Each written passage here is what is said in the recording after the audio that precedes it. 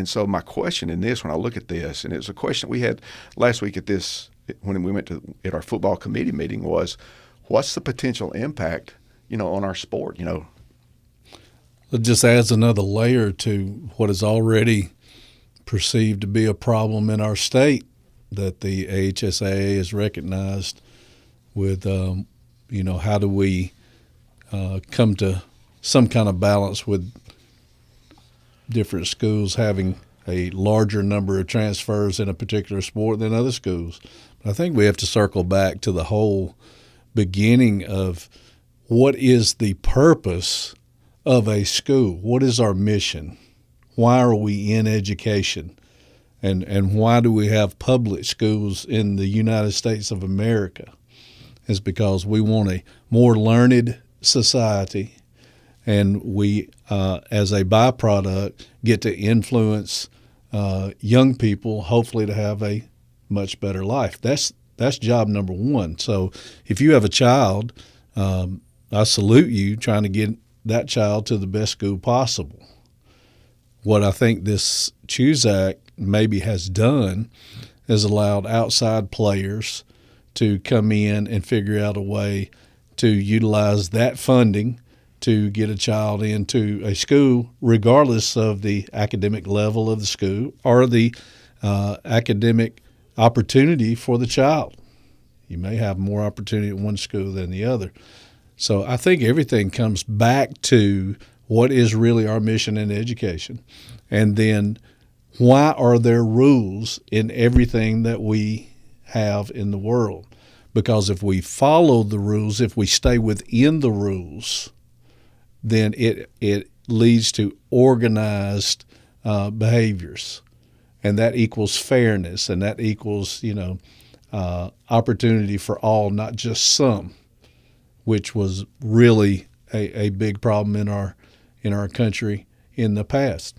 And so when you do that, you got to come from the background perspective of what is our mission and why do we have standards and rules.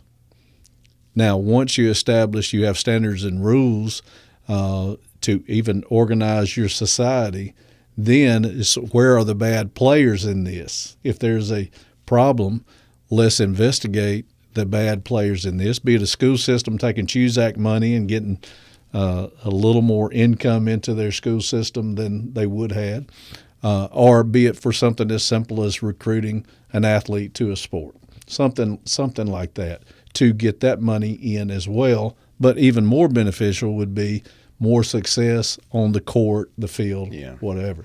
So I think when we go there, you got a combination of a problem in the legislature stepping into the Alabama High School Athletics Association's, quote, country club ability to rule itself, because the AHSAA can choose its members and they are allowed to govern their members. You voluntarily are a part of the AHSAA.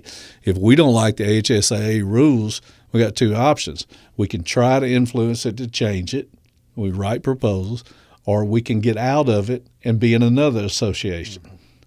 So once you understand that was the criteria held up by the Supreme Court of Alabama, and I know this well. And once you understand that, it's confusing as to why there's an injunction on this as it pertains to athletics, because I would assume that the Choose Act was to allow parents to make decisions about their child's education. So now we have this issue. Why would it even matter if a child had to sit out a year? If my child's getting a better education at this school than before, the state has allowed me to participate in this program and help me get there for my child.